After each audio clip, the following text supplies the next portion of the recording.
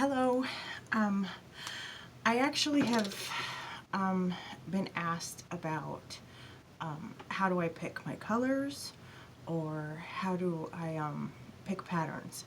So what I'm going to go over today is I'm going to go over my super easy, super basic way of picking colors that if you're new to quilting may or may not help you. A lot of this seems like common sense, but just to see how my brain thinks, I'm going to go ahead and let you see at my process, okay? As a beginning quilter, I first of all like to keep things a lot less expensive. So I do a lot of solids. So I have 3 basics in my arsenal almost at all times, white, black, and gray. So it really depends on the particular quilt. I'm going to add a 4th one, which is like an off-white color, but I still have quite a few quilts I'm trying to catch up on, so I'm sticking with the white, black, and gray for right now. So I love to do really easy patterns being a beginner quilter, so that to me means using either charm packs or a layer cake. And usually with those, I will get a coordinating print. And like I have a jelly roll here. This is Fields of Blue, I think, Fields of Blue. And so I got I think it's a 1-yard cut of fabric that coordinates with it for like a border or something. And on almost, I don't know that I've gotten non-name brand what am I trying to say, groups of fabric, but on every name brand fabric I've ever gotten, somewhere on the salvage, if you get at least a yard, we'll have this little color grouping to tell you what colors is on that specific thing. And I will literally cut it off. Now this obviously doesn't belong to that, but I will cut it off. This was from one of the last quilts that I did, and I will take this to Walmart or Joann's or Hobby Lobby or wherever I'm getting to go at that particular time, and I will match a solid color to this, whatever this is that's on the salvage of a fabric. I also use that to choose my threads. I have another one here, and you can see I put thread, and I just popped this in my purse, and I put stars by each one of the colors of thread that I thought that I needed, because this was a big range of colors. I always get to go buy thread, and I can't remember what thread color I went and needed.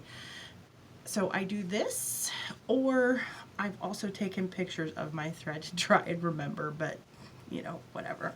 So basically that's the main thing that I do.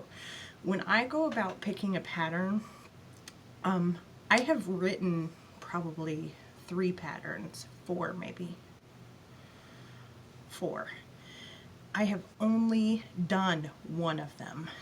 And with that one, I used another video called My Easy Breezy Rainbow Quilt, I think is what I called it. And it's like one solid color and then like 2 speckled things, and they're in the same color group. And that's just kind of how I did that one. So color groupings can be really good. Like with this fabric, I also picked out this blue. It is not on that little bit exactly, but it's close enough. And close enough is really all you need in my book. So that's just my little... I also buy fabric or I buy like fabrics that I have multiple. Let me see if I could show you. Like this, even though it's not necessarily a match to this blue, it's close enough. And so it's kind of like in that family, even though the other one's a little bit more muted. I think they still look good together. So I think a close enough color is good enough. And when you put it into a quilt, no one's gonna go and nitpick and be like, ooh, that's 2 shades off. No one's doing that. They're just gonna say, oh my gosh, it's beautiful. You took a lot of time to do that quilt. Thank you very much. I appreciate it. We hope, right? So that's basically my process. And like, no brainer, I got this lovely little cherry. I just love cherries. So I got this, and it's a navy background. So obviously I got a 3-yard cut of the navy background, and this would be an accent. And then they also had these a little print of the cherries, but it's on black. And like I said, my 3 basics are black, white, and gray. So had it been on white or had it been on gray, I would have used either of those with navy.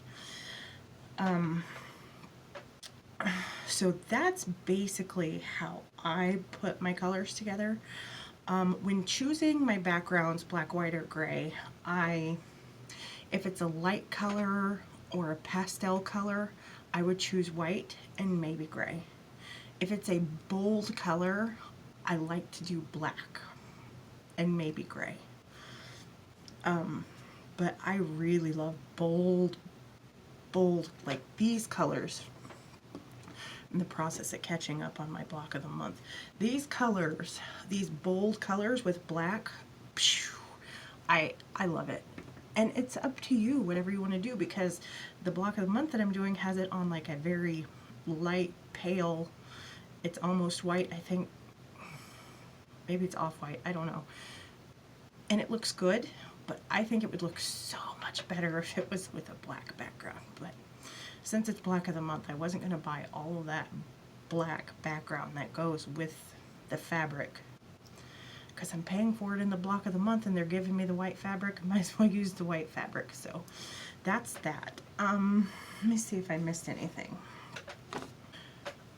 I lay out my fabrics to see if I like them together. Like, I just roll them out and put them next to each other. I take about 4 or 5 steps away, and if I still like it 4 or 5 steps away, then that's what I use.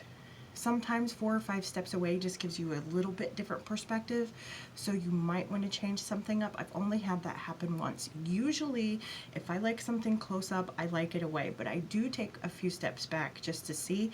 And that one time, I was very glad I did that, because it actually turned out to be like if you're looking at a quilt that's on a couch and you see that from a distance, that's about how far away you're going to be before you notice it. So I was happy I did it, because it didn't look so good 4 or 5 feet away. But other than that, I know it's super easy, it's super basic. I don't use a color wheel. I just think if I like those 2 colors together, I'm going to like it in a quilt together. I hate brown. I'm not a big pink fan, but when I put those 2 together, I love it. I also love brown and teal. That is I don't know why, I just think it's stunning. I think it's a stunning combination. It's not an everyday combination either. It's just, hopefully one day I'll do a brown and teal quilt, but I haven't gotten the fabric or anything for it. But I've seen other brown and teal quilts that I'm just like, whoa, that just blew my mind. So I know it's super basic, it's super easy, but honestly, my thing is that if you like it, it's your quilt, you're making it, do it. Because who's here to tell you that you're not doing something right? That's like someone telling you how to live your life. That's just craziness. So if you like it, do it. And I don't think there's any wrong combination, personally. The scrappy quilts that you would never ever put those pieces of fabric together. When you do it scrappy, it comes together, and I think they're beautiful. I would never ever put certain fabrics together because of prints or whatever, but people do it, and then I'm like, oh wow, that really does look good. And also, this is when I'm working on them. This is one of my blocks, and all of these blues come from, let's see, one, two, three. Three of these are actually from a jelly roll strip where I had strips left over, and the other ones come from some fat quarters that I had just picked up. Blue is my favorite color, and that tealish, bluish type of, so I tend to pick up a lot of those fat quarters along the way. You're on Joann's and they're on sale for like $1.50. You're like, give me a couple of those, give me a couple of those. You never know what you're going to use them for, and I ended up putting them in this scrappy quilt, and I love that quilt because it's just all those different blues. I had a fat quarter from Walmart, and I also have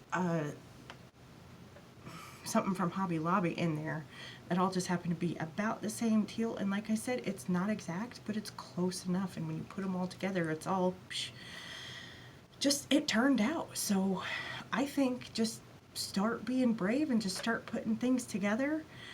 And if you're really curious about it, sew up a block, do a quick easy little 9-patch, and you know, take a look at it from a little bit of a distance. And if you like it, keep going with it. That's what I would say. So if you have any other super easy beginner basic type recommendations as far as color goes, let me know in the comments. I'd be happy to hear what everybody says. Have a great quilting day.